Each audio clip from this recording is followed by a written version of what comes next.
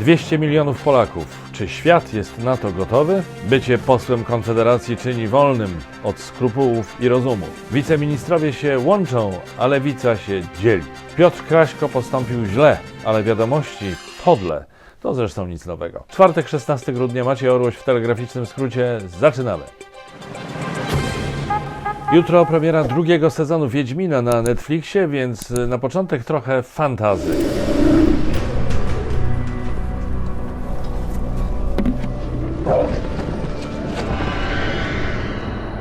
Jakiż on piękny. Andrzej Sapkowski to oczywiście klasyk, ale nie oszukujmy się, trochę się przejadł. Najpierw seria książek, potem gier, teraz serial. No ileż można eksploatować postać tego nieszczęsnego Geralta z Rivii? Witaj.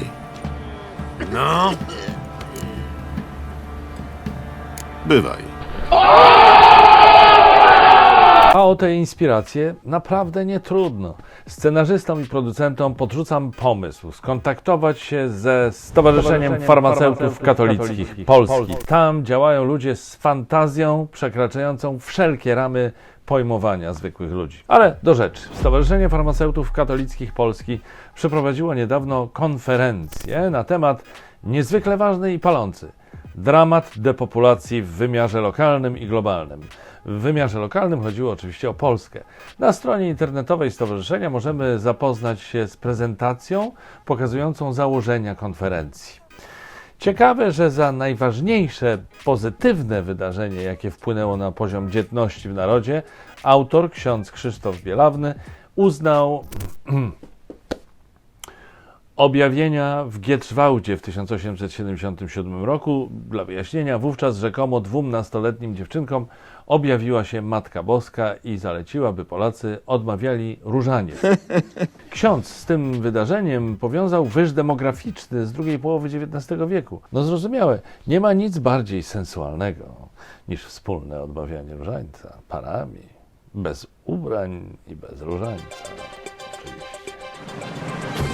W dalszym ciągu prezentacji jest jeszcze ciekawiej. Ksiądz, autor, snuje wizję Polski, która utrzymałaby wysoki przyrost demograficzny z tamtego postgietrzwałdzkiego okresu do dziś i wylicza, że byłoby nas w 2020 roku 200 milionów. Wyobrażacie sobie? Jakbyśmy się ze sobą kłócili? Co zdaniem księdza Bielawnego stanęło na przeszkodzie temu wspaniałemu obrotowi spraw? Czynniki od nas niezależne, czyli wojny i emigracja, to po pierwsze, i czynniki, jak napisał, zawinione, w tym demoralizacja dzieci i młodzieży oraz antykoncepcja. I żeby nie było wątpliwości, to ta zawiniona odpowiada w głównej mierze za deficyt Polaków. Sama antykoncepcja to zdaniem księdza przyczyna utraty 115 milionów polskich istnień. Źródło? No jak mniemam, jest to prestiżowy Instytut Danych z Głębi Dół. Także tak to wygląda. Gumka i pigułka gorsze od Hitlera i Stalina. Aż strach iść do apteki, zwłaszcza jeśli się trafi na farmaceutę ze Stowarzyszenia Farmaceutów Katolickich Polski. O. I jeszcze coś na temat literatury fantasy. Znacie oczywiście słynną sagę o Harrym Potterze, to jest jasne, ale nie wszyscy z Was, podejrzewam, wiedzą, że pod koniec 2021 roku, pod koniec tego roku, fani na całym świecie obchodzą 20-lecie premiery pierwszego filmu na podstawie powieści J.K. Rowling Harry Potter i Kamień Filozoficzny. I z tej też okazji w zeszły czwartek na aukcji w Stanach Zjednoczonych zlicytowano jedno z pierwszych wydań tej sagi. Szczęśliwy zwycięzca musiał zapłacić za ten unikatowy egzemplarz $471. Żartowałem. 471 tysięcy dolarów. Ale sucharowaty dowcip Orłoś.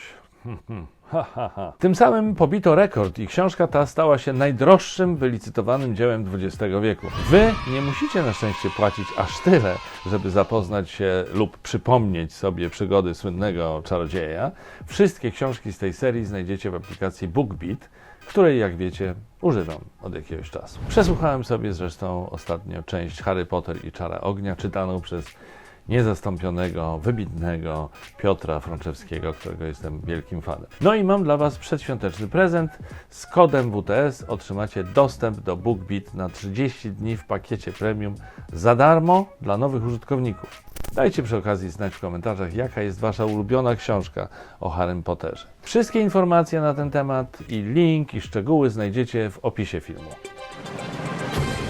A wracając do kwestii farmakologicznych, to trochę o Waszym ulubionym temacie – epidemii i szczepieniach. Trwa dyskusja na temat tego, czy szczepienia przeciwko koronawirusowi powinny być obowiązkowe i dla kogo. No, powiedzmy, że nie dyskusja, tylko nawalanka. Przy okazji pozdrawiam bardzo serdecznie wszystkich przeciwników szczepień, którzy zapewne już za chwilę zaczną nawalanie, tę nawalankę właśnie w komentarzach. Życzę Wam jak najlepiej, moi drodzy. Mądrości przede wszystkim oraz naturalnie zdrowia. Taki właśnie poziom nawalanki, gdzie wszystkie chwyty są dozwolone, miała wtorkowa demonstracja Konfederacji przed Sejmem. Posłowie tego egzotycznego ugrupowania, którzy od dawna wykazują, mówiąc delikatnie, daleko idący sceptycyzm co do epidemii i jakichkolwiek metod walki z nią, występowali z transparentem o treści „Szczepienie czyni wolnym”, w stylistyce nawiązującej do niesławnego napisu nad bramą obozu koncentracyjnego Auschwitz Arbeit macht frei. To miało oczywiście sugerować, że państwowe środki nacisku w stosunku do szczepień trącą nazizmem. Ale zastanówmy się nad tym dobrze. Czy gdyby Niemcy nie użyli tego napisu na wejściu, czy też nad wejściem do jednego z najbardziej piekielnych obiektów w historii świata, to samo sformułowanie o pracy czyniącej wolnym kojarzyłoby się źle? Nie sądzę, zwłaszcza, że wywodzi się z protestanckiego kultu pracy.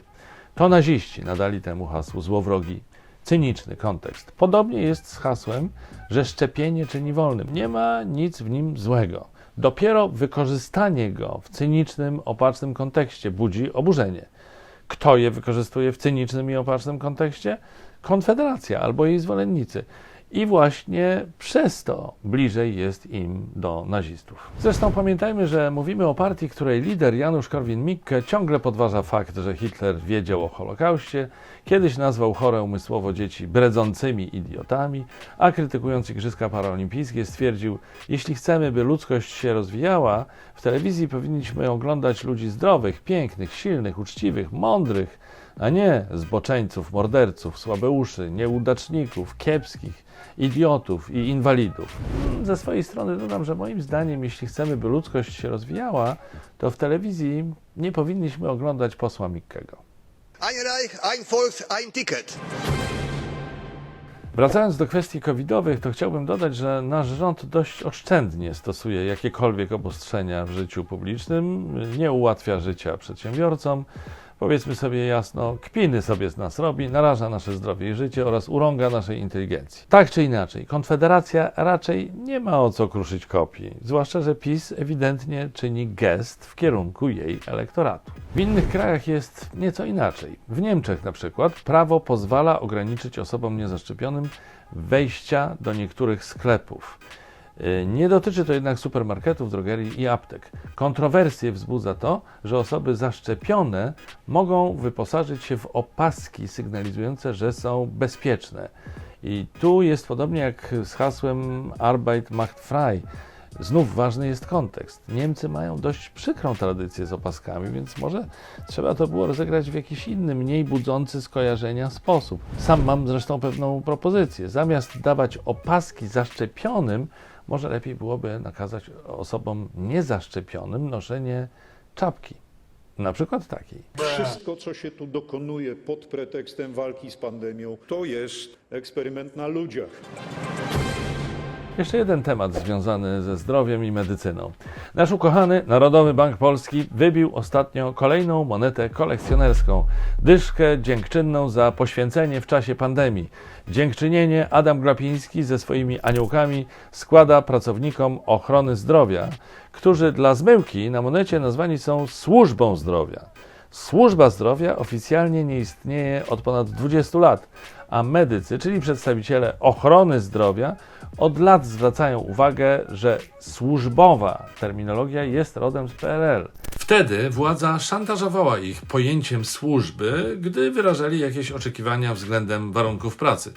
Oczywiście wielu z nas wciąż potocznie używa określenia służba zdrowia, ale na monecie będącej kolekcjonerskim, ale też oficjalnym środkiem płatniczym powinno się raczej unikać określeń potocznych.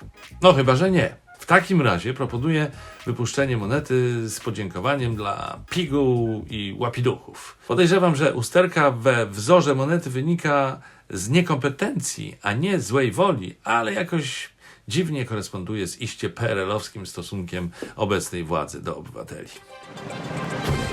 Jeszcze krótko o kilku kwestiach. Wszystkiego dobrego życzę dwójce wiceministrów, to znaczy wiceministrowi i wiceministrze, Piotrowi Patkowskiemu z finansów i Oldze Semeniuk z resortu rozwoju z okazji zaręczyn. Nie wiem, czy po ślubie będą planowali powiększenie rodziny, ale jeśli tak, to będzie to ciekawa sytuacja, w której pierwszy raz od dawna wiceministrowie powiększają rodzinę nie ze względu na to, że komuś trzeba dać jakąś ciepłą posadkę. Hurra! A, przy okazji, skoro już mówimy o wiceministrach, szybki rzut oka na twitterowe konto, czy Łukasza Mejzę już zdymisjonowano. Zobaczmy. Aha, nadal nie. A skoro o panu Mejzie mowa, to oddaję głos Antosiowi. Ale o co chodzi? O co chodzi? O co chodzi? Zaraz się przekonacie. Antosiu, witam. Witam! Dziś w kąciku muzycznym wielki polski artysta, człowiek. Mało powiedziany, taki anioł, heros, można powiedzieć, półbóg. Muzyk ten porusza tłumy, zapełnia stadiony. Cała Polska kocha jego przeboje, głos i jego gitarę. Tak, proszę Państwa, on przede wszystkim jest wielkim gitarzystą. Mi osobiście troszeczkę kojarzy się z Jackiem Stachurskim. Przed Państwem Łukasz Mejza w utworze Pokolenie. Każde pokolenie ma własny czas.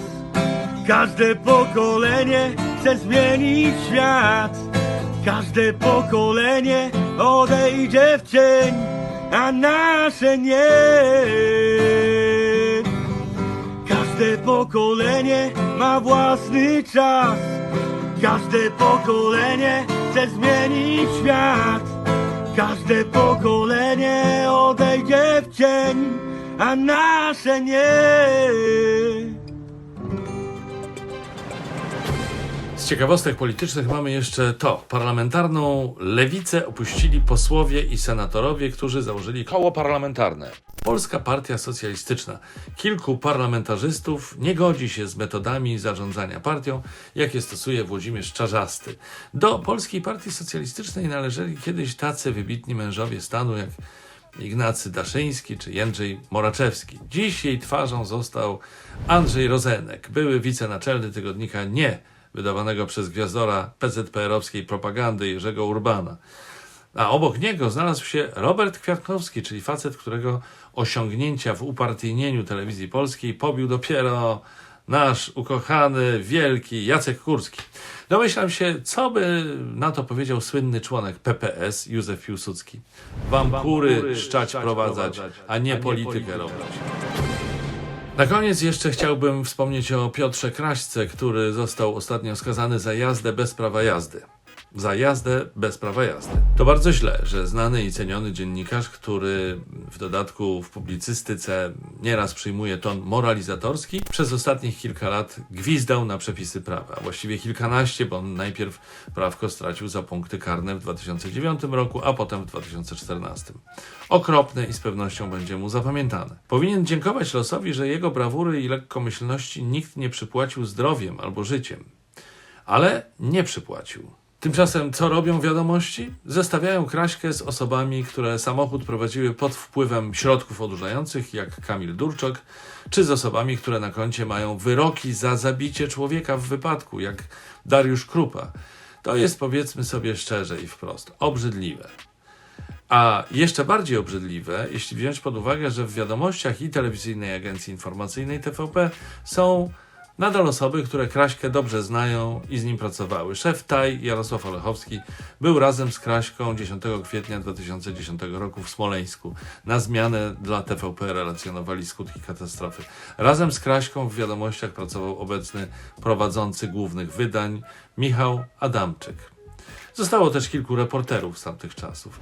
Wszyscy oni nie powinni się dziwić, jeśli ktoś ze znajomych nie będzie im po prostu chciał podać ręki. Uprzejmie przypominam wam o czym? To może oddam tym razem głos mojemu alter ego. Czasem może się do czegoś przydać. Proszę bardzo. Niech żyje pan prezes Jarosław Kaczyński. Chwała ojcu Tadeuszowi Rydzykowi.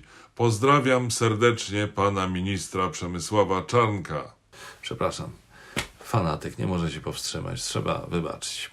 No dobrze. Suby i komentarze na YouTubie, obserwowanie mojego profilu na Facebooku, mojego Instagrama Antka, suby dla jego kanału Witam, oglądanie mojego serwisu internetowego orłośstudio.pl oraz last but not least patronowanie na Patronajcie. Pozdrawiam serdecznie wszystkich patronów WTS. To tym razem wszystko. Widzimy się już w niedzielę. Pozdrawiam serdecznie. Trzymajcie się. Cześć.